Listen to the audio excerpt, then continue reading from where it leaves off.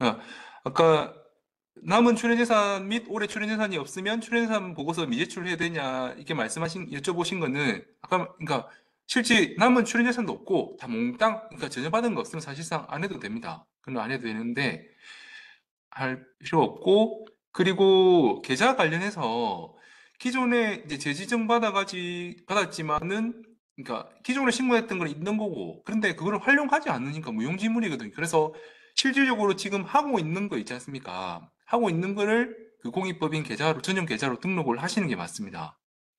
그리고 인건비도 아까 전에 그 지금 공익 계좌라는 게 전용 계좌를 말씀을 하시는 게 맞으시지 않습니까? 그래서 인건비도 여기서 인건비도 나가는 경우에도 그 계좌를 지급을 해야 된다. 그런 게 되어 있습니다. 그래서 그 계좌를 활용을 해주셔야 될 것 같고요. 그리고 음, 여기 유철 선생님께서 그 이세법 교실 이거 출력 가능하다고 하시니까 다른 여쭤보신 분들 좀 참고를 해주시면 좋을 것 같습니다. 선생님 저 답변 주셔서 고맙습니다. 네, 바로 시작하도록 하겠습니다.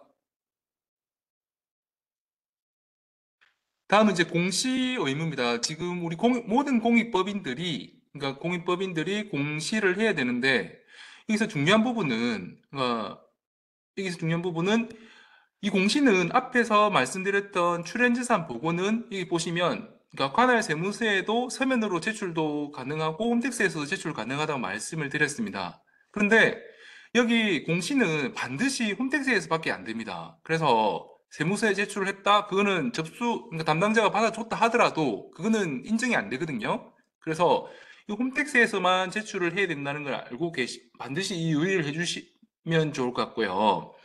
그리고 이 공시 같은 경우는 이 서식이 두 가지가 있습니다. 근데 두 가지가 있는데 그 규모에 따라서 이제 나눠지고 있는데요. 그 기준이 아까 말씀드린 수익 금액하고 그러니까 총자산 가액이 있습니다.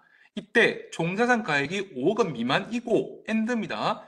수익 금액과 출연받은 재산의 합계액이 3억 원 미만인 경우에는 간편 서식이라고 해서 그 공시가 가능하니까 활용을 하시면 될 것 같고 그 이후에 그 외에는 그러니까 표준 서식으로 그러니까 종사상가액이 5억 원 이상이든지 이상 또는 그러니까 수익금액과 출연받은 재산의 합계액이 3억 원 이상인 경우에는 그러니까 반드시 표준 서식으로 해주셔야 됩니다.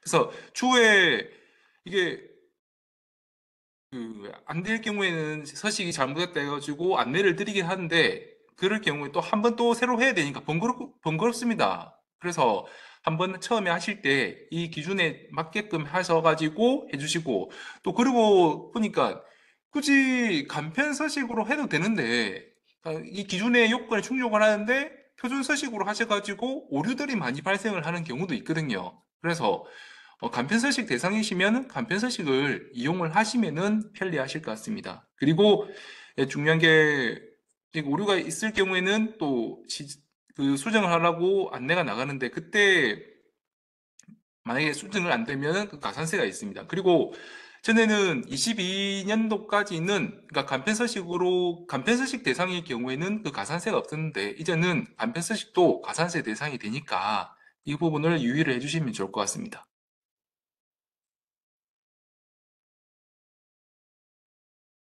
그리고 여기서는 외부 전문가 세무 확인서 보고 의무입니다. 이건 여기는 중요한 거는 그 대상 자체를 유의를 해주시면 좋을 것 같아요. 그러니까 여기 보시면 어, 종사상가액이 5억 원 이상이거나 과세기간 또는 사업년 수익금액과 출연재산 합계액이 3억 원 이상인 공익법인이 되어 있거든요. 그래서 이 부분은 여기에 해당이 되면은 외부 전문가라고 해서 뭐 세무사, 공인회계사, 변호사 이러한 외부 전문가들로 그러니까 2명 이상한테 세무 확인을 받아야 됩니다. 그래서 그 부분을 유의를 해주시고요. 그리고 다음 말씀드리는 이거는 외부 또 회계감사입니다. 외부 회계감사인데 이거는 앞에는 외부 전문가 세무 확인이고 그러니까 외부 회계감사인데 이거를 좀 구분을 해주시고 그리고 외부 회계 감사 같은 경우는 또 이 이행을 해야 되는 대상이 규모가 조금 큰 법인들입니다. 그런 여기 보시면 규준을 보시면 직전 사업년도 총자산 가액 100억 원 이상 또는 직전 사업년도의 수익 금액과 출연재산 합계액이 50억 원 이상, 그리고 출연재산 가액이 20억 원 이상인 공익법인, 여기서 하나라도 해당이 되면은 외부 회계 감사를 받아야 된다. 알고 계시면 좋을 것 같아요. 근데 가장 여기 중요한 부분이 여기 직전 사업년도라고 되어 있거든요. 직전 사업년도. 나머지는 모든 것들이 해당 사업년도입니다. 방금 그 전에 말씀드렸던 이 외부 전문가 세무 확인도 그 해당 사업년도 금액을 기준으로 하는데, 이 외부회계감사 보고는 직전 사업년도 기준입니다. 그래서 이 왜 직전 사업년도냐 하면은 외부회계감사를 받으려면은 그 선임도 해야 되고 그리고 준비하는 시간이 오래 걸리거든요. 그래서 그 사면 종료일 12월 말부터 4개월 이내에 제출해야 되는데, 이 4개월 이내에 우리가 외부 회계 감사 대상이다 판단을 하고 준비를 하고 외부 회계 감사 보고서까지 제출하는 데까지 시간이 많이 소요가 돼서, 그래서 이 의무의 이행 대상은 기준이 직전 사업년도를 기준으로 하고 있다. 그렇게 알고 계시면 좋을 것 같습니다. 그리고 앞에 방금 말씀드렸던 그 세무 확인하고는, 그러니까 세무 확인하고는 또 다른 것입니다. 그래서 구분을 해주시고요. 그리고 그러니까 예를 들어서 말씀을 드리면은, 그러니까 지금 23년도지 않습니까? 23년도는 그러니까 24사업년도에 대해서 그러니까 내년 4월달에 신고를 할 건데, 올해 거에 대해서 외부 회계 감사를 받아야 되냐? 이거는 23년도를 기준으로 판단을 합니다. 그리고 만약에 그 만약에 다른 거는 이 기준이 뭐 미달하고 하는데, 그러니까 그 출연資産하나 이게 20억 이상인 경우는 또 무조건 외부 회계 감사를 받아야 되지 않습니까? 근데 이 기준이 올라갈 수도 있고 매년 달라질 수도 있거든요. 그러니까 기준은 동일한데 우리 공익법인의 상황이 달라질 수가 있기 때문에, 그래서 그 한 번 됐다고 해서 계속 쭉 하는 건 아니고 그 한 해 한 해를 기준으로 대상이 된다 안 된다를 보시면 될 것 같습니다. 그리고 주식 보유를, 그러니까 주식 보유 관련 또 신고를 해야 될 게 있어요. 근데 이거는 여기서는 신고 대상이 어떤 것이다라는 것을 한번 보시면 좋을 것 같거든요. 보시면은 뭐 첫째 뭐 동일 내국법인의 발행 주식 종수의 5%를 초과해서 출연을 받거나 뭐 취득을 한 경우, 그리고 특수관계 있는 내국법인의 주식을 종자산가의 30%나 50% 초과를 보유한 경우, 이런 그 경우에 해당이 될 때는 반드시 주식 보유 관련 의무행 신고 의무가 있다라는 것을 알고 계시면 좋을 것 같고, 그리고 이 나머지 부분들은 사실상 이게 지금 제가 말씀드린 것 중에서 가장 어려운 부분이 주식이거든요. 그래서 그리고 또 이 부분들은 어, 뭐, 지금은 이 신고 대상이 뭐다른지만 좀 감을 잡아주시고, 그리고 이 나머지 의무 이행 요건이라든지 이런 다른 부분들은 어, 지금 나와 있는 게 그 공익법인 세무안내 책자라든지 그걸 보시거나, 그리고 지금 교재에 있지만 그 한번 따로 별도로 보시면서 궁금하신 부분들에 대해서는 저희 쪽에 연락을 주시면 다시 말씀을 드릴게요.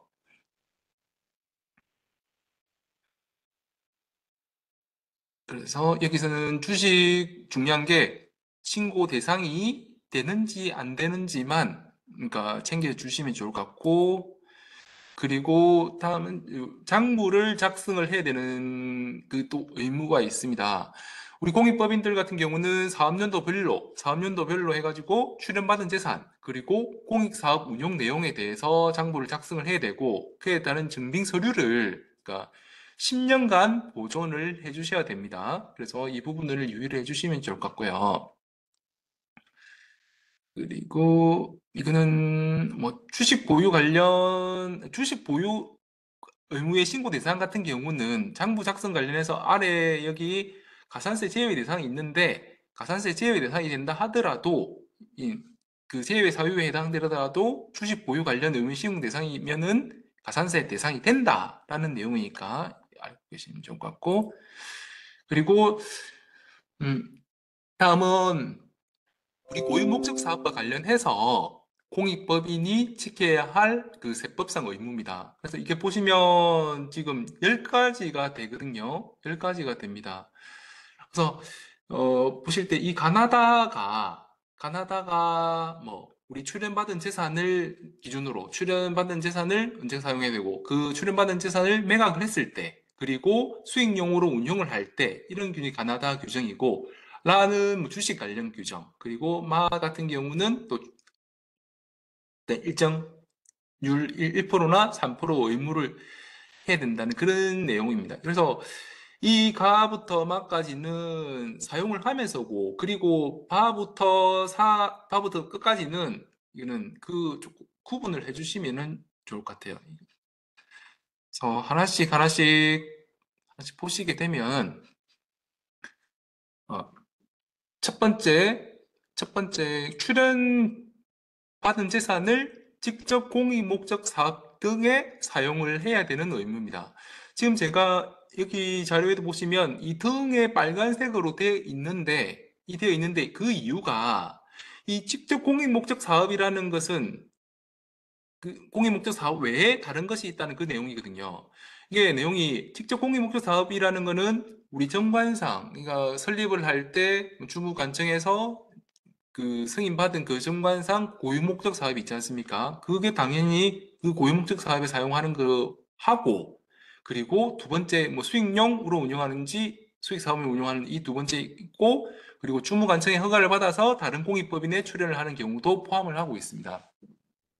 잠깐 예를 들어서 이제 말씀을 드리면은 우리가 아까 그 운용소득에 대해 하면서도 말씀을 드렸는데 당초에 우리가 설립을 할 때 건물이 있다. 그런데 또 다른 건물을 한 번 더 출연을 받았다. 근데 그 출연을 받은 거를 지금 출연받은 재산을 직접 공익 목적 사업에 3년 이내에 사용을 하고 계속 3년 이후에도 계속 사용을 해야 된다고 그렇게 정해져 있는데 우리가 굳이 건물은 지금은 필요 없는데 건물도 받았지 않습니까? 그렇다 보니까 이거를 방치를 하게 되면은 공익 목적 사업 때 사용한 게 아니거든요.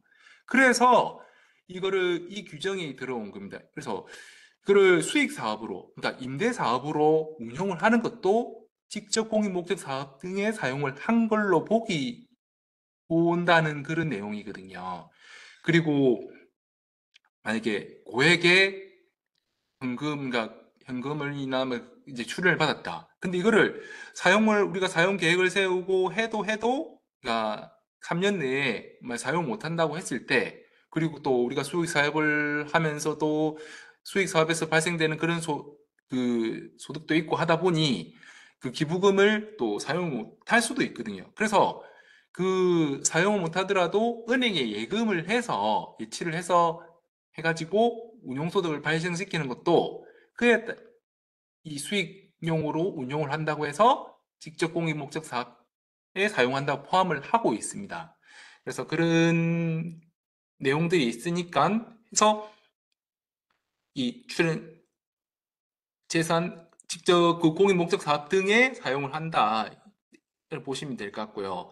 그리고 이 3번 같은 경우는 중요한 부분이 어, 다른 공익법인, 그러니까 우리가 그러니까 유사한 목적을 하는 그 공익법인들끼리 해서 그런 경우가 있었습니다. 그 뭐야, 어, 이게 유기견이 이제 최근에 그 세무사님이 이제 연락 왔었던 게 우리 유기견을 이제 우리 공익법인의 정관상 목적이 유기견을 뭐 보호하고 입양을 보내고 하는데 그 입양을 보낼 때 필요한 그 절차들을 다른 공익법인한테 위탁을 하면서 사실상 그 돈이 기부받은 돈이 또 다른 법인한테 가는 겁니다. 그런데 그 법인은 이제 지금 다른 공익법인에 출연을 한 걸 막 유사한 그 공익법인에 출연을 한 건 맞지만 이때 주무관청의 허가가 반드시 받아야 되지 그거 없이는 사실상 이 공익목적 사업에 사용한 게 아닌 걸로 볼 수가 있습니다. 그래서 이런 거를 지금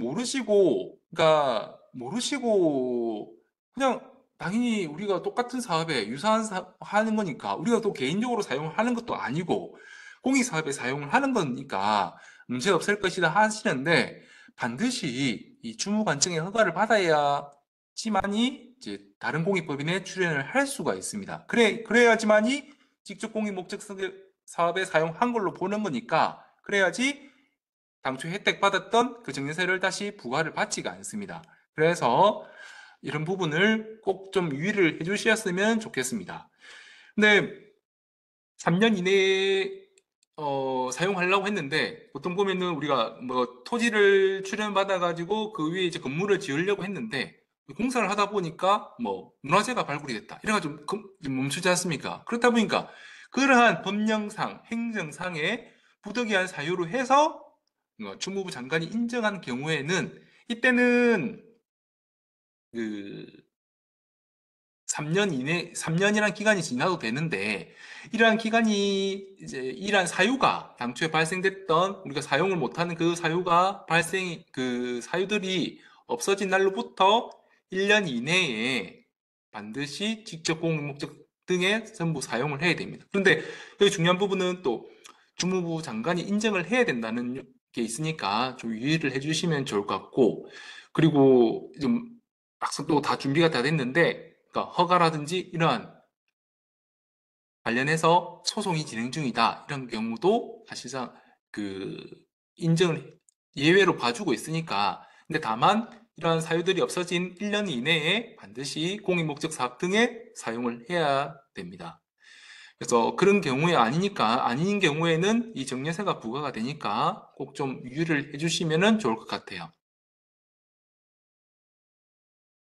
그리고 다음은 출연재산의 매각대금입니다. 이거는 우리가 출연재산을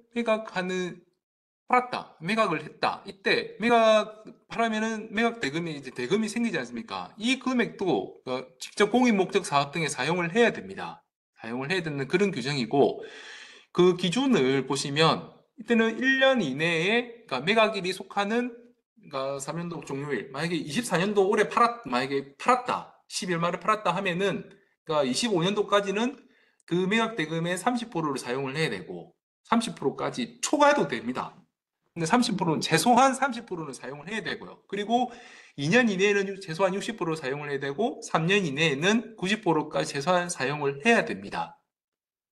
만약에 근데 이거를 사용을 안 했다. 그럴 경우에는 가산세라든지 증여세가 부과가 되고, 그런데 여기서 이제 최소한 90%라고 했는데, 이때 그러면 나머지 10%는 다른 데 사용을 해도 되느냐. 그러니까 그게 운영비로 사용을 해도 당연히 사용할 수 있지만, 다만 고유 목적 사업 임의로 사용을 한 경우에는 그게 안 됩니다. 그래서 이게 기간이 뭐 1년, 2년, 3년 있다 하더라도 그 기간 중에 그 고유 목적 사업이 아닌 임의로 사용한 경우에는 사용 기간에 관계없이 그 증여세가 추징이 되니까 이 부분을 유의를 해주시면 좋을 것 같고, 그리고 매각 대금을 직접 공익 목적 사업에 사용을 해야 되는데 이때 그 한 가지가 공익 목적 사업에 사용한 걸로 봐주는 것 중에 하나 보시면 6개월 이상의 수익용 재산을 취득을 하는 것. 그러니까 예금이나 뭐 적금을 그 취득을 하는 것은 인정을 해주고 있습니다. 다만 여기서 6개월 이상이 돼야 됩니다. 만약에 여기 보시면 주식을 취득을 했는데 6개월이 안 된다. 이때 이거는 실적이 이제 해당이 안 되거든요. 그래서 6개월 이상의 수익용 재산을 취득을 하는 것만 인정이 된다는 것을 조금 기억을 해주시면 좋을 것 같습니다.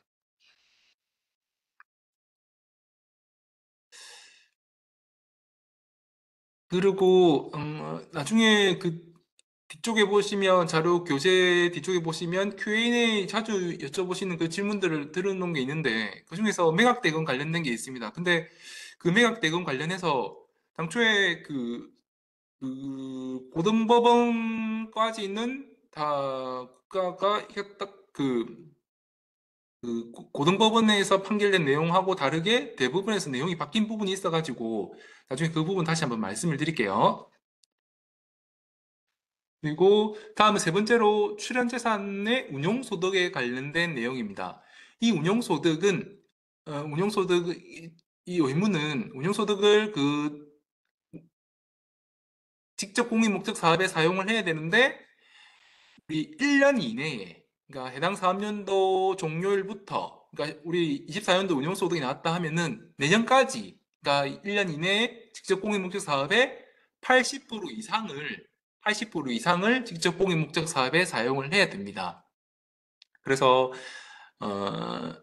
아까 운용소득에 대해서는 잠깐 다 설명 드렸지 않습니까?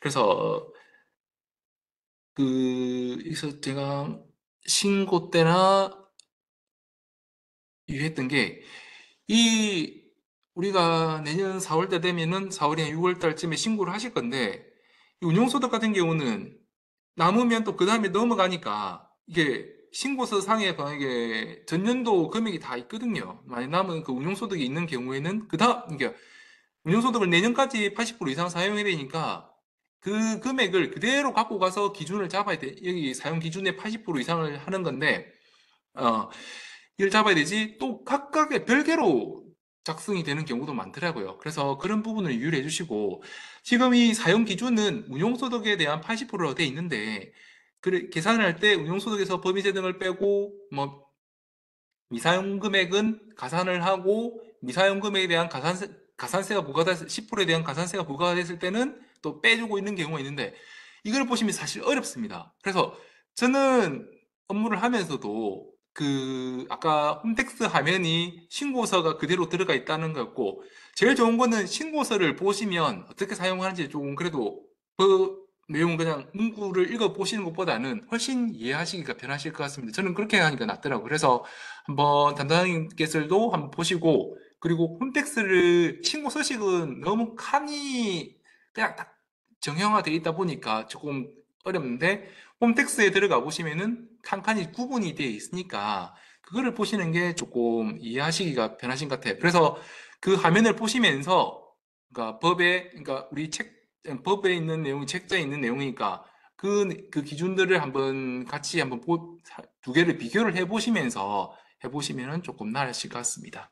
그리고 뭐 이 5년간 평균 금액 기준을 한다 이런 거는 지금 우리는 아직까지 해당 사항은 없고, 저희가 교육이 보통 우리가 4월 달에 신고를 하기 때문에 4월 초에 이제 신고와 관련된 교육을 한 번 더 하거든요. 그때 한번 다시 말씀을 드릴게요. 그리고 이것도 5년이라는 내용도 서식을 한번 보시면 바로 이해가 되시긴 하실 건데, 아마 못 보신 분들이 대부분이실 겁니다. 그래서 이 부분 그냥 이런 게 있다로 알고 계시면 좋을 것 같고, 또 뭐 의무 위반했을 때는 뭐 정리산 가산세 부과된다, 그렇게 되어 있습니다.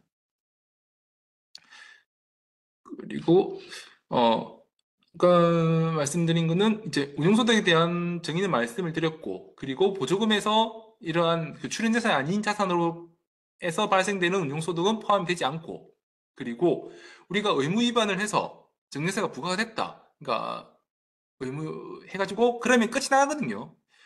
이미 당초에 처음 받았던, 우리가 이렇게까지 지켜야 할 의무들, 이게 있는 이유가 당초에 세제상 혜택을 받았기 때문에, 그래서 그러한 유지 잘 되고 있는지 해야 되는데, 증여세가 부과가 이미 끝나면서 사후관리가 끝이 납니다. 그렇기 때문에 그러한 자산에서 만약에 발생되는 소득이 있다 하더라도 그 소득은 운용소득에 포함이 되지 않는다, 이렇게 알고 계시면 좋을 것 같고, 보시면 출연자산하고 보조금에서 이자가 발생하는데, 이때는 10만 원에 대한 이 부분만 이제 운용소득에 해당이 되는 거고, 그리고 주식을 5%를 초과를 보유하면 안 되는데 5% 초과해서 증여세를 납부했다, 이때는 그래서 10%에 대한 5%, 50%니까 배당이 10만 원이 나왔다 하더라도 그에 대한 50%는 이미 증여세를 납부를 했고, 그래서 나머지 50%에 대해서만 운용소득에 해당이 되는 겁니다. 그리고 미사용해서 사용하지 않아서 이미 증여세가 과세가 된 경우는, 이러한 경우는 운용소득에 해당이 되지 않습니다. 그리고 이 부분은 나중에 한번 앞에 기본 개념부터 이해하시고 하시면 되는데, 이게 실적 계산할 때, 사용 실적 80%를 계산을 할 때 80%를 사용해야 된다고 하는데, 어, 이자가 예금이 만기가 되지 않습니까? 만기가 돼가지고 찾았는데 다시 또 이거를 어차피 계속 뭐 기부 받는 것도 있다고 하거나, 그리고 계속 남아있던 수익 사고로 해서 이제 나오는 또 다른 소득도 있으니까 또 다시 또 예금에 이체를 하거든요. 그런데 이거는 공인 목적 외로 사용했다 해서 그러지는 않지만 실적에는 포함이 안 됩니다. 그래서 이런 게 있다로만 지금은 감을 잡아 주시고요. 그리고 이거는 아까 말씀드린 주식 보유 기준 관련해서 지켜야 할 의무인데, 그래서 간단하게 말씀을 드리면은, 어, 5%를 이제 초과를 해서, 이게 5%를 초과를 한다는 내용이, 어, 그러니까, 우리만 5%를 초과하지 않으면 된다가 아니고, 이게 어떤 주식을 출연한 뭐 기업이나 개인이나 그 출연자가 우리 공익법인이란 옆에 다른 공익법인 또 다른 공익법인에 각각 만약에 2%씩 똑같은 기업의 주식을 2%씩 출연을 했다. 이러면은 우리는 사실상 2%밖에 안 되긴 하지만 그래서 5%를 초과를 안 했는데 그럼 문제 없다라고 할 게 아니고 그러니까 그 출연자가 같지 않습니까? 같기 때문에 2%, 2%, 2% 하면 6%거든요. 그러니까 5% 초과분인 1%에 대해서는 증여세가 부과가 됩니다. 그래서 그럼 여기서는 조금 유의를 해주실 게 그 5% 초과 여부를 계산을 할 때 우리 공익법인이 아닌 그러니까 출연자를 기준으로 다른 공익법이 가지고 있는 그 똑같은 기업의 주식 보유 비율도 고려를 해야 된다. 이런 부분만 좀 유의를 해주시면 좋을 것 같습니다. 그리고 여기서 한도가 기본은 5%긴 하지만 뭐 10%까지도 올라가 있고 20% 되고 있고 30%, 50% 되는 올라갈 수도 있습니다. 근데 대부분 보니까 5%고 그리고 10%까지 가는데 이때 보시면은 의무 이행 요건을 모두 충족을 하는 경우에는 10%를 적용을 한다고 되어 있거든요. 그래서 이 의무 이행 요건은 아래쪽에 보시면 지금 세법상 지켜야 할 의무를 말씀을 드리는 뭐 앞에서 세 번째 말씀드렸던 이게 세 번째 말씀드린 운용소득을 80% 이상 공익목적 사업에 사용을 해야 되고 특수관계 이사나 지금 뒤에 나오는 거는 이사나 직원이 있는데 그러니까 임직원으로 채용을 하면 안 된다 있는데 이거는 그러니까 임직원이 아닌 그러니까 이사만 현은의 5분의 1 초과 금지를 해야 된다. 그리고 특수관계 있는 그 법인들하고 그 내부적으로 그 자기들 간에 거래를 하면 안 된다. 그리고 다른 공익법인들을 위한 그러니까 특수관계 있는 공익법인들을 위한 광고를 하거나 홍보를 하면 안 된다. 이러한 의무이행 요건들이 있습니다. 그래서 주식 보유 의무이행 신고 대상이 되는 경우에는 이런 부분을 유의를 해주시면 좋을 것 같습니다. 그, 그리고 이 다음은 이제 출연 재산가액의 일정 비율, 그러니까 1%나 3%를 의무적으로 사용을 해야 된다는 규정입니다. 여기서는 그 모든 공익법인들이 그런 건 아니고 의무이행 대상이 정해져 있거든요. 보시면은 총자산가액이 5억 원 이상 또는 그리고 수익금액과 그러니까 해당 사업연도의 수익금액과 출연재산의 합계액이 3억 원 이상인 공익법인들 그리고 앞서서 말씀을 드렸던 그 주식 보유 관련 의무이행 신고 대상 법인들은 그 수익용 출연재산의 출연상 가액의 1%를 그 직접 공익 목적 사업에 의무적으로 사용을 해야 됩니다.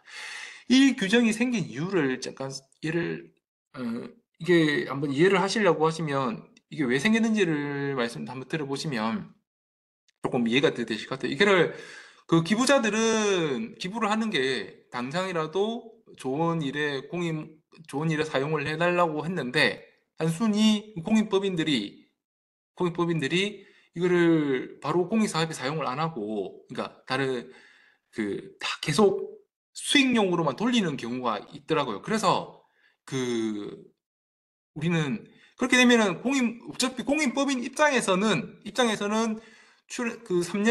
3년 이내 사용하고 3년 이후에도 사용을 해야 돼서 수익용으로 돌리는 거는 그럼 맞는데 기부자 입장에서는 기부자가 기부를 할 때는 공익 목적에 사용할까 하는데 그거를 외부로 불특정 다수에 가지 않고 우리 공익법인들이 예금을 운용을 하면은 우리들만 그 공익법인들이 계속 이자 소득 발생이 되고 이렇게 되다 보니까 그런 거를 조금 방지를 하기 위해서 이 수익용 출연재산가액에 그러니까 출연받은 재산의 1%나 3%를 공익 목적 사업에 의무적으로 사용을 해야 된다. 그래서 이런 규정이 생긴 거니까 그 취지를 조금 이해를 해주시면은 왜 그런지 이제 아실 수 그 조금 이해가 되지 않을까 그런 생각이 듭니다. 그리고 때는 뭐 1%나 3%는 별도로 다시 또 한번 일단 이거부터 이해를 하시고 다시 또 한번 보면서 리마인드를 하면서도 한번 한번 보시는 게 나으실 것 같아요. 그리고 여기서 또 말씀드릴게. 그 계산하는 것도 있는데 또 이것도 아까 그 운용소득 80% 계산을 하는 것처럼 그러니까 서식을 보시면 그게 칸이 딱 나눠져 있습니다. 그래서 그 서식을 보시고 보시면서 이해를 하시는 게 오히려 조금 더 나으실 것 같아요. 그리고 만약에 그러니까 뭐 기준 미달 사용을 했을 때는 가산세 부과되는 거는 어떤 다른 규정들하고 동일하고 그리고 다음으로는 출연자나 그러니까 우리 세법에서 이제 정하고 있는 게 이 출연자 등의 그러니까 이사로 취임을 하거나 아니면 임원이나 직원으로 고용을 하는 경우에 이런 경우에는 이러지 말라고 그러니까 조금 제한을 하고 있습니다. 그래서 출연자나 그의 특수관계인이 공익법인의 현재 이사수의 5분의 1을 초과, 그러니까 5명이면 5명을 보고 5분의 1을 초과하면 5명일 때는 1명이지 않습니까? 5분의 1이. 그러니까 이런 1명을 초과를 하면은 안 되고, 그리고 이거는 5분의 1은 이사 규정이고 임직원은 5분의 1이 아닙니다. 그러니까 단순히 임원이나 직원으로 고용을 하면 안 된다. 이렇게 되어 있습니다. 어, 그런데도 여기 지금 여기서 만약에 그러니까 이사로 예, 취임을 하거나 임직원으로 고용이 될 경우에는 이분들의 지급대는 만약에 그 뭐 급여라든지 다른 뭐 복리후생비나 여비교통비나 이런 게 나가지 않는다면은 사실상 그 가산세는 부과가 될 게 없거든요. 왜냐하면은 이 경비 전액에 대해서 가산세가 부과가 되기 때문에 그 만약에 이러한 경비가 사실 고용을 이렇게 되어 있는 경우도 있으시더라고요. 근데 우리 공익법인이 그렇게 되어 있지만 그 경비가 나가는 게 없는데 이때도 가산세가 부과가 되나요? 여쭤보시는 분들이 계시더라고요. 그런데 그런 경우는 어차피 경비가 사실상 그 가산세 대상 자체가 없으니까 그런 경우에는 해당이 되지는 않습니다. 그리고 여기서 앞에서는 그 기준이 단순히 공익법인들이 지켜야 할 사항들이었는데 이 규정 같은 경우는 지금 상정법 시행령 뭐 30발 11항으로 규정하고 있는 공익법인이라고 되어 있습니다. 이게 그래서 모든 공익법인이 아닙니다. 이게 어떤 거냐면 지금 적어놨을 때는 한번 내용을 보셔야 되는데 이 공익법인 내용은 세 가지가 있는데 출연자가 단독으로 출연을 해서 설립을 한 경우 그리고 두 번째가 특수한 게 있는 분들끼리 공동으로 출연을 해서 설립을 하는 경우 그리고 뭐 이사의 과반수를 차지하는 경우에 그런 세 가지 경우에 해당이 될 경우에만 그렇습니다. 그래서 그런 공익법인이 아니라고 하면은 굳이 이제 신경 쓰실 필요는 없으실 것 같습니다. 그리고 여기 지금 가산세 제외 대상 임직원이 있는데 이거는 뭐냐면은 보시면 의사나 학교 교직원, 뭐 보육사, 사서 이렇게 되어 있는데 이런 분들 같은 경우는 의료법인이라든지 학교나 아동복지시설이나 도서관이나 반드시 있어야 되는 분들이거든요. 그래서 이런 분들은 5분의 1을 만약에 초과를 한다고 하더라도 우리가 만약에 10명인데 10명의 5분의 1은 2명이지 않습니까? 2명을 초과해서 그러니까 3명이 다, 이, 3명이다. 그러면은, 3명이라면은 이게 규정을 위반을 한 건데, 그 3명들이 다 의사 선생님이나 아니면 학교 선생님이다. 이런 경우는 가산세에서 제외를 해주고 있습니다. 그래서, 예를 들게 원활한 우리 공익 목적을 수행해서 꼭 필요하다고는 이제 판단되는 이런 자격이 있는 분들의 허용이 된다. 그래서 하시면 되는데, 그리고 유의하실 게, 혹시 뭐 이렇게 등이라고 돼 있어가지고, 우리 법인은 이러한 분들이 있는데, 혹시 되나요? 이제 여쭤보시는 분들이 계시더라고요. 그런데 이거는 열거된 규정입니다. 이거는 여기 꼭 반드시 해당이 돼야 되지. 유사하다고 해서 인정해주고 그런 건 아니거든요. 그래서 이 부분을 꼭 좀 유의를 해주셨으면 좋겠습니다. 그리고 다음으로는 우리 공익법인들은 특수관계에 있는, 그러니까 특정 기업에 특수관계에 있는 그 법인에 대한 그 상품을 홍보를 하거나 그 기업을 광고를 하거나 그런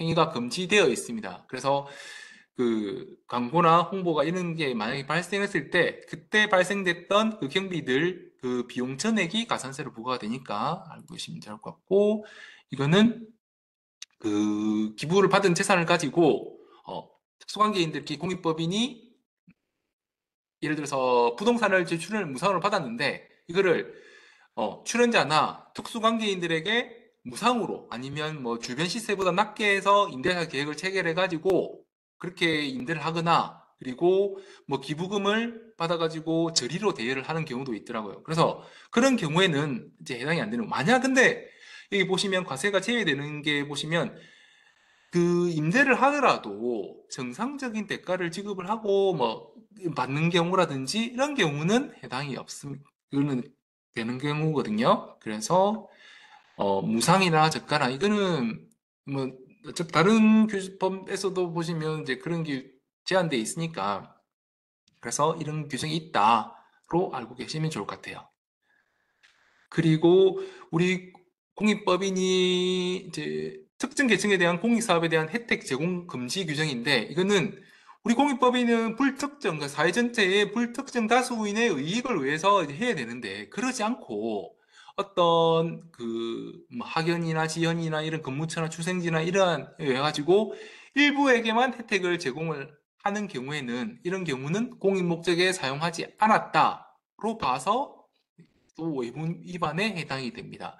다만 뭐 이러한 예외 규정이 있긴 한데, 뭐 공익법인의 뭐 설립 및 정관 변경 허가한 조건으로 해서 뭐 주무부 장관이 기재부 장관하고 수혜자의 범위를 특정을 하는 경우가 있더라고요. 그래서 그 한번 이게 한번 사례를 한번 참고를 해보시면 이런 경우도 있다 하는데, 원칙적으로는 일부 특정한 누구에게 혜택을 제공을 하는 것은 안 된다, 이렇게 되어 있습니다. 그리고 마지막으로 우리가 그 공익법인, 우리가 영리법인들 같은 경우는 뭐 해상 결의하고 청산 절차를 진행해 가지고 뭐 잔여 재산이 있으면은 주주들에게 배분을 하는데, 우리 공익법인은 끝까지 그를 의무를 지금 지우고 있습니다. 그래서 당초에 혜택을 받은 게 있으니까, 그래서 우리가 그 공익법인이 사업을 이제 마지막 종료를 할 때는 그 남은 재산들을 뭐 국가나 지자체, 그리고 아니면 동일하거나 주무부 장관이 유사하다고 인정하는 이런 공익법인들에 기속을 시켜야 되지, 만약에 다른 이제 그러니까 출연자한테 줬다 이런 경우에는 사실상 그는 이 해산시켜야 의무를 이행을 하지 않았다고 해서 그런 정세가 갔어야 됩니다. 예를 들어서 말씀을 드리면은, 이는 만약에 남은 재산 이제 10억인데 7억을 만약 국가나 지자체에 이제 기속을 시켰다. 아니면 다른 그 공익법인에 기속을 시켰는데, 나머지 10억 중에서 7억을 시키고 나머지 3억 원을 뭐 출연자에게 줬다 하면은 그 3억에 대해서는 공익법인도 정리세가 과세가 되는 것이고, 당연히 그 받은 그 출연자도 다시 또 정리세가 과세가 됩니다. 그래서 이런 부분들을 유의를 해주시면 좋을 것 같아요.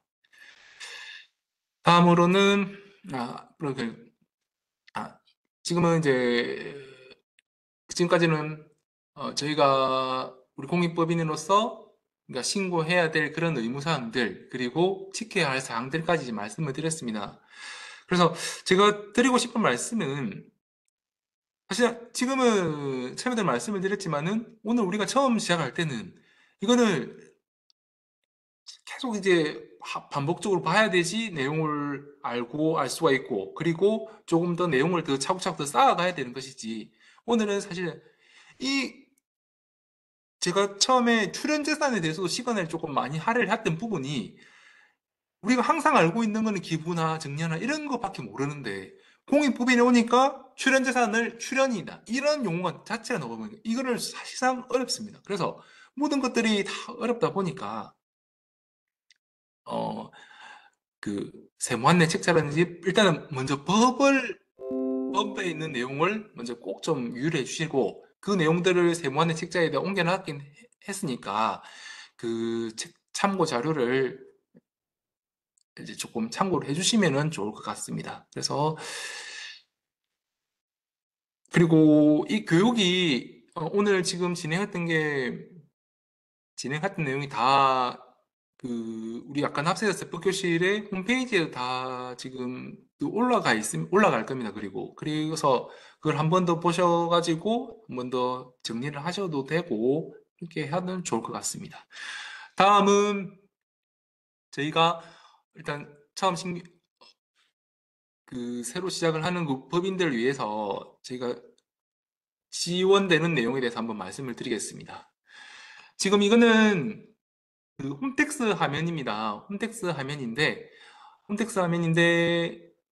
이게 지금 이런 화면이 동일하긴 한데 아마 내년 1월쯤에는 조금 바뀔 겁니다. 저희가 지금 개편을 하고 있거든요. 근데 큰 틀에서는 바뀌지 않을 거니까 여기 보시면 처음에 들어가시면은 여기 5번째 메뉴 있는 지급 명세서 자료 제출 공인법이라는 메뉴가 있습니다. 이거 누르면은 밑에 아래쪽에 이렇게 뜨긴 뜨는데 저는 해볼 때는 이 메뉴를 따라가는 것보다는 이 아래쪽에 내려보시면 세무 업무별 서비스라는 내용이 있거든요.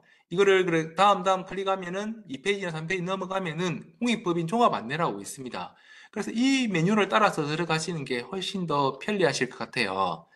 그래서 많이 들어가 보시게 되면은 우리 방금 말씀을 드렸던 뭐 그 결산서류 공시라든지 출연재산 보고서 제출, 그리고 뭐 기부금 모금액 활용 실적 공개, 그리고 주식 보유 관련 의무행 신고, 공익법인 전용 계좌 개설 신고 이런 내용들 다 모아가지고 이 공익법인 안내 포털을 지금 운영을 하고 있거든요. 그래서 그 방금 절차대로 들어오셔서 보시면 되고, 그리고 여기 아래쪽에 보시면 세무도움 정보 안내랑 뭐 공익법인 뉴스레터라고 해서 그 유용한 정보들을 이렇게 제공을 하고 있습니다.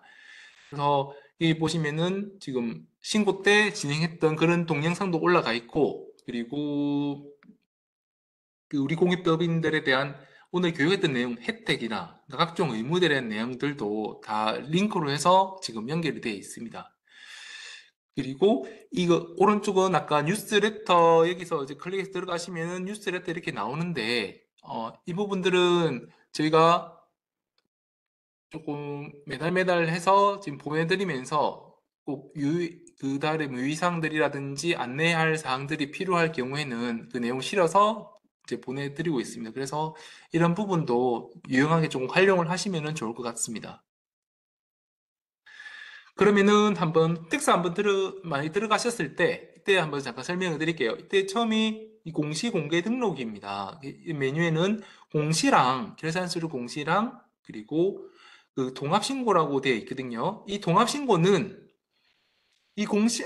그 전에 이 공시는 모든 공익법인들이 이행을 해야 되고, 그리고 이 출연재산 보고는 그 출연재산이 있는 경우, 그리고 작성해야 될 있는 경우 하는데, 이거를 저희가 두 개를 각각 하다 보니까 그리고 이게 혹시 여기가 내용이 중복된 내용들도 일부 있습니다. 그래서 이거를 근데 둘을 각각 하다 보니까 오류도 발생이 되고 어떤 거는 뭐 1억이 돼 있는데 어떤 건 5천만 원이 돼 있으면 이게 달라가지고 차이가 있더라고요. 그래서 그를 하나로 만들었습니다. 그래서 동합신고 작성으로 돼 있는데 표준공시랑 출연자 보고 더하기로 돼 있지 않습니까? 그래서 이거를 이용을 하시면은 계산서류 공시랑 출연자 보고서를 같이 할 수 있다. 그렇게 알고 계시면 좋을 것 같고, 근데 다만 그 아까 공시에는 표준 공시랑 그 표준 서식 공시가 있고 그리고 간편 서식 공시가 두 개가 있습니다. 근데 그 간편 서식은 해당이 없으니까 표준 서식만 이 동합 신고를 할 수 있다. 이렇게 알고 계시면 좋을 것 같습니다.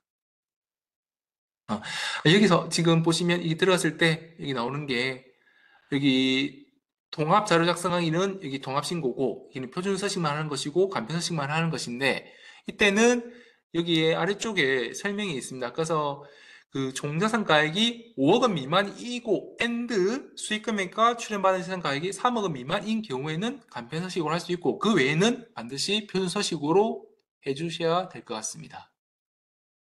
그래서 여기에 대한 그 들어갔을 때 신고서를 작성하는 방법은 내년 4월 달에 그 세법 교실을 또 진행을 하고 있거든요.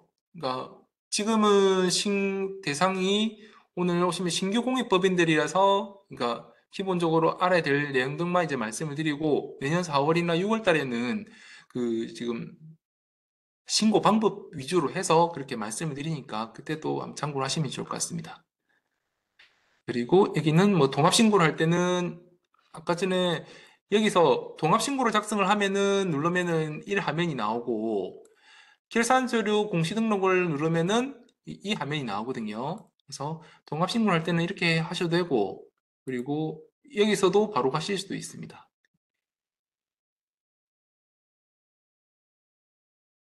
그래서 이 동합신고는 다시 말씀드리지만 출연산 보고랑 공시를 같이 할 수 있다. 그럼 다만 혹시 기부금 의무이행 그 여부 신고도 있고 합니다. 근데 그거는 같이 안 돼 있거든요. 그래서 올해도 보니까 왜 저희가 의무이행 여부 신고가 안 돼 있다 해서 안내를 드리면은 그 담당자님들은 하셨다 하시더라고요. 근데 보니까 그 동합신고를 했다 했는데 동합신고는 이 출연재산 보고랑 결산서류 공시만 두 개면 되지. 나머지는 의무행 여부 보고라든지 뭐 기부금 발급학계표 제출이라든지 그런 게 같이 안 들어와 있거든요. 그래서 이렇게 해서 안 되니까 그것만 좀 따로따로 별개로 해야 된다로 알고 계시고 이 동합신고는 출연재산 보고랑 표준 서식들 작성하기만 가능하다. 이렇게 알고 계시면 좋을 것 같습니다. 그리고 여기서는 뭐 그 공시를 우리 공익 열람을 할 수가 있거든요. 그러니까 로그인 없이도 여기 들어가시면 할 수가 있으신데 우리 공익법인뿐만 아니고 다른 공익법인들의 공시된 내용이라든지 기부금 모금액 및 활용 실적이라든지 그리고 기부금 단체인지 여부를 다 조회를 하실 수가 있습니다. 그리고 여기서 들어가시면은 여기서 기부금 단체명을 우리가 직접 입력하시면은 하실 수 있고 그리고 하실 수 있고 바로 그리고 이거는 좀 우리한테는 사실 해당이 없습니다. 그래서 넘어갈게요. 그리고 여기는 기부금 단체를 간편 조회하는 화면인데 여기에 우리 단체명을 넣으면은 그 단체의 지정일이 기부금 단체 지정일이 언제고 그리고 만약에 혹시라도 지정이 취소됐을 때는 취소가 됐다. 다른 공익법인들 것도 조회를 하실 수 있거든요. 그래서 해보시면은 확인을 하실 수가 있습니다.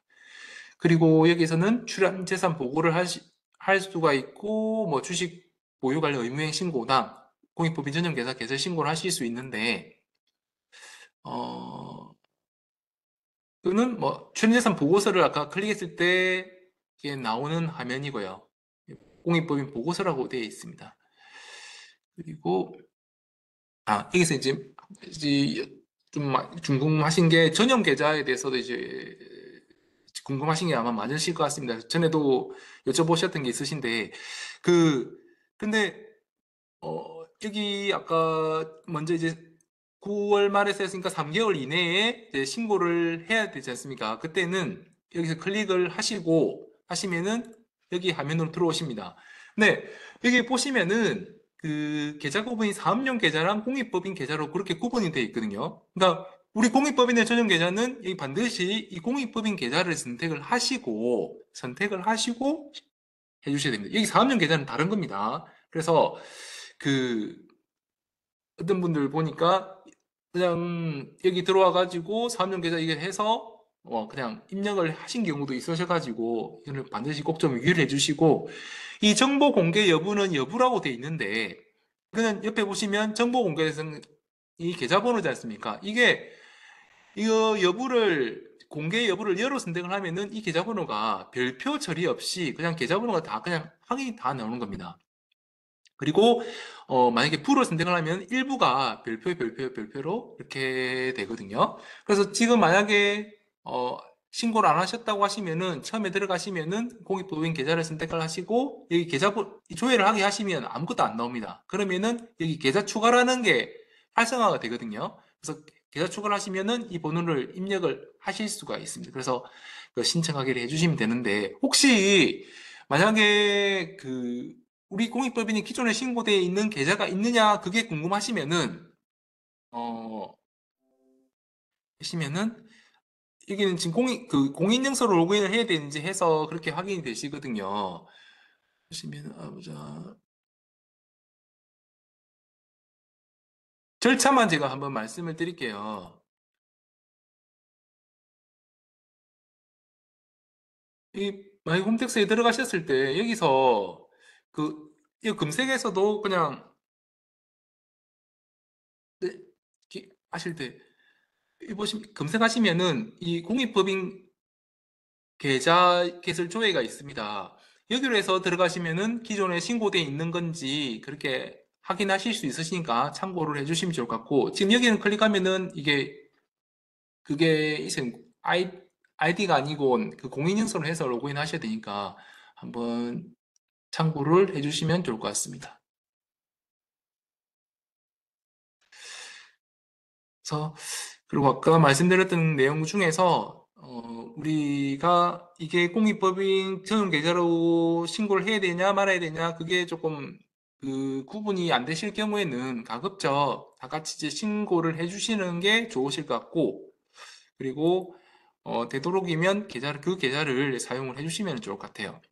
반드시 만약에 사용을 안 하면 이제 가산세라든지 해당이 되니까 꼭 좀 유의를 해주시면 좋을 것 같습니다. 그리고 여기는 참고를 해주시고, 그리고 국세청이 누리집에 들어가더라도 이 국세 신고 안내를 클릭을 하시면은 여기에 아래쪽에 법인 신고 안내가 있습니다. 법인 신고 안내 쪽에서 그 공익법인에 대한 메뉴가 있고, 또 눌러서 들어가 보게 되면은 이에 대한 각종 그 법에 있는 내용들, 그 세무 안내 책자에 있는 내용들이 다 있습니다. 그래서 만약에 여기 타고 그 신고를 할 때도 여기서 타고 들어가실 수도 있고 바로 홈택스로 가셔도 될 것 같습니다. 어, 그 말씀을 드릴게. 그리고 우리가 가장 그 공익법인 지금 담당자님들께서도 가장 많이 찾으시는 게 그 공익법인 세무안내 책자거든요. 이게 뭐 세무사분님들도 그렇고 이제 많이 이제 책자를 찾으시는데, 이거를 저희가 보통 3월 초에, 그러니까 2월 말이나 3월 초에 그 세무서로 다 책자를 그 전에 다 만들어서 세무서로 이제 보내고 있습니다. 그래서 지금은 아마 그 책자가 그 여분이 없을 수도 있는데, 그런 경우에는 여기 국세청 누리집에 들어가 보시면 참고 자료실 밑에 이 공익법인 세무안내 책자를 파일로 올려놨습니다. 그래서 그 파일을 조금 활용을 해주시면 좋을 것 같고, 이렇게 그 세무안내 책자가 있거든요. 그러니까 내년에도 매년 발간을 하고 있습니다만, 그 파일 만약 책자가 없으시면 일단, 근데 혹시라도 세무서에 한번 그 전화를 하셔가지고 책자 혹시 있는지 뭐 그 문의를 한번 해주시면 그렇게 좋을 것 같아요.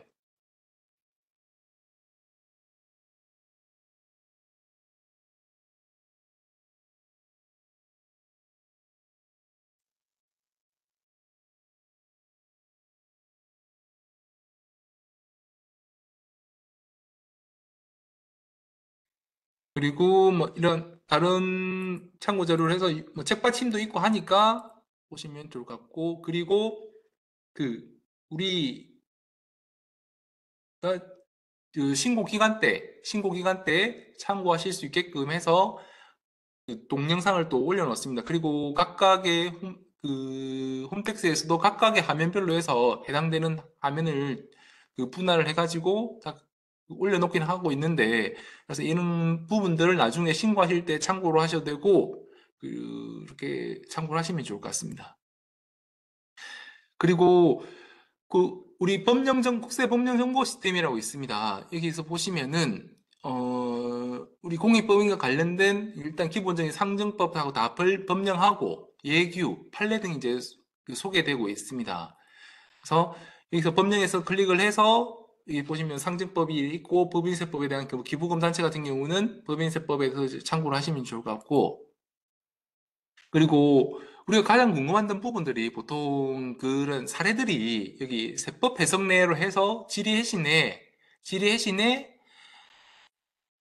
질의해신에 들어가시면은 그 내용을 하실 수 있으시거든요. 그래서 먼저 우리가 갖고 있는 어떤 그 사례들이 혹시 다른 법인들에 유사한 게 없는지 해서 여기서 한번 검색을 해주시면 될 것 같은데, 여기 들어오시면은 여기 그 검색할 때 공익법인으로 해서 검색을 하시면은 여기에 다양하게 나오고 있습니다. 그래서 검색을 하시고 혹시라도 만약에 여기 질의해신이나 에서도 안 나오게 되면은 또 법원에 간 판례들부터 해서 그리고 뭐 심사 청구 사례, 심판 청구 사례라든지 이런 게 있으니까 참고를 해주시면 좋을 것 같고, 그리고 오늘 지금 한 이 교육들도, 그리고 이전에 했던 교육들도 여기 우리 납세어 세법 교실 아까 들어갔을 때 여기 온라인 교육안에 이 동영상 교육이 있습니다. 이게 있으니까 참고를 하시고, 아까 전에 Q&A에 대해서 답변 못 드린 거랑 그리고 오늘 올라왔던 그 Q&A에 대해서는 어, 그 파일 한글 문서로 저기 파일로 정리를 해가지고 이 강의 교재 안에 이 공지사항 말고 강의 교재를 클릭을 하셔서 더보기를 하시면 나오니까 이렇게 해서 올려놓도록 그렇게 하겠습니다.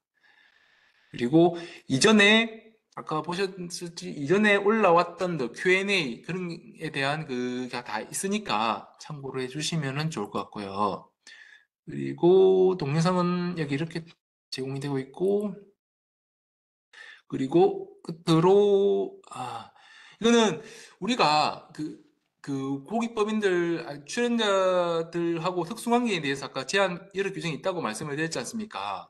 그래서 근데 이게 특수관계인이 해당이 되냐 안 되냐 이런 게 조금 고민이 됩니다. 그래서 그런 경우에 저희가 그 사전 상담 제도라고 운영을 하고 있습니다. 그래서 그런 경우에 운영하고 있으니까 홈택스라든지 우편 방문을 하고, 이게 담당자가 보니까 그 여러 사정들이 있다 보니 전화로는 이게 상담이 안 된다고 하더라고요. 그래서 반드시 그 이런 신청서로 해서 좀 접수를 해주시면은 아마 상담을 하실 수 있습니다. 그리고 만약 접수를 하시면은 14일 이내에 그 결과를 제공을 하고 있고요. 그리고 아까 뒤에 그 책자 마지막 부분에 좀 Q&A가 있는데 다른 것들은 여기 보시면은 우리 지점들도 본점이 있고 지점이 있는 경우에는 반드시 지점부도 합쳐가지고 꼭 좀 같이 해야 된다는 것을 유의를 해주시면 좋을 것 같아요. 그리고 여기 아까 매각 대금 관련해서 잠깐 말씀을 드렸지만은 그 지금 Q6번 이거는 제가 삭제를 했습니다. 왜냐면은 지난 9월달 대법원에서 판결 내용이 고등법원 내용하고 좀 달라가지고, 그래서 지금 이 부분을 삭제를 했으니까 조금 치워주시고, 이에 대해서는 저희가 뭐 법령 개정이라든지 지금 진행을 하긴 할 건데 실제 이 부분은 조금 치워주시면 좋을 것 같아요. 이게 내용은 간단히 말씀을 드리면 그 그러니까 매각 대금을, 그러니까 출연 재산을 가지고, 그러니까 출연받은 재산을 그냥 팔았을 때지, 그 출연 재산으로 다시 그 운용을 해가지고 운용소득을 해서 취득한 재산을 그렇게까지 확대할 건 아니다. 그래서 운용소득으로 취득한 재산, 그러니까 출연 재산으로 해서 출연 재산을 매각을 해야 되지, 그 운용소득을 해서 취득한 재산까지는 아니다. 그렇게 바뀌었습니다. 그 판례에서는 그렇게 나왔거든요. 결정 그렇게 됐기 때문에, 그래서 그런 부분에 대해서는 저희가 다른 후속 조치를 할 거고, 그래서 이 부분은 조금 제외를 해주시면 좋을 것 같습니다. 그리고 다른 내용들은 지금 참고를 해주시고, 그리고 지금 제가 여기에 제 연락처랑 남겨놓을 테니까 하시다가 궁금하신 게 있으시면은 언제든지 제 번호로 연락을 주시면 상담을 그렇게 드리도록 할게요. 그리고 아무쪼록 긴 시간 동안 조금 더 시간이 조금 길면은 조금 여유 있게 해서 좀 더 자세히 설명을 드렸을 건데 그게 조금 아쉽고, 내년에는 저희가 온라인 교육도 병행을 하거나 아니면 대면 교육도 조금 할까 지금 그 계획을 하고 있습니다. 그래서 혹시라도 다음에 기회가 된다면 이제 한번 다시 또 뵀으면 좋겠고, 그리고 하시면서 그 중요한 부분은 어, 궁금하신 게 있으신 경우는 당연히 저희가 답변을 드려야 되니까 언제든지 연락 주시면은 도움을 드리도록 그렇게 하겠습니다. 아무쪼록 점심 식사 맛있게 하시고 그러시고 항상 건강이 우선이니까 이겨시마니까 항상 건강 유의하십시오. 그럼 또 다음에 뵙겠습니다. 네, 고맙습니다.